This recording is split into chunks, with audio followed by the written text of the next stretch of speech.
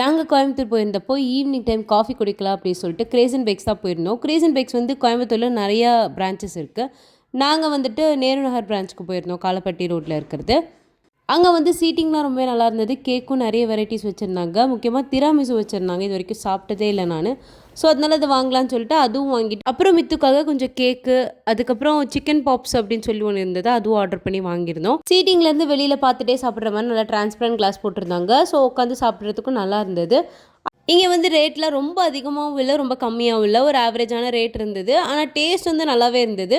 Black forest cake கூட நல்லா மாய்ஸ்ட்டாக ஜூஸியாக இருந்தது. அதே மாதிரி இந்த ஸ்ட்ராபெரி கேக் அதுவும் நல்லா இருந்தது.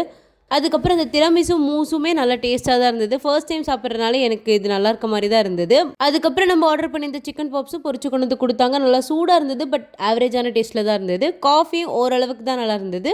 அங்கே இது மட்டும் இல்லாமல் நிறைய சாண்ட்விச்சஸ் கூட வச்சுருந்தாங்க. நாங்கள் ட்ரை பண்ணி பார்க்கல, ஏன்னா மத்தியமே நல்லா சாப்பிட்டதுனால. ஈவினிங் சும்மா காஃபி குடிக்கலாம் தான் போனோம். அதிலே இவ்வளோ ஆர்டர் பண்ணி சாப்பிட்டாச்சு. நீங்கள் கோயம்புத்தூரில் இருக்கீங்களா, கிரேசன் பேக்ஸ் போயிருக்கீங்களா? அங்கே உங்களோட ஃபேவரட் கேக் என்ன அப்படிங்கிறது மறக்காமல் கமெண்ட் பண்ணுங்கள். நாம் வாங்கின ஐட்டம்ஸ்க்கு 400 மேலே பில் வந்துருச்சு. அடுத்த வீடியோவில் பார்க்கலாம். பாய்.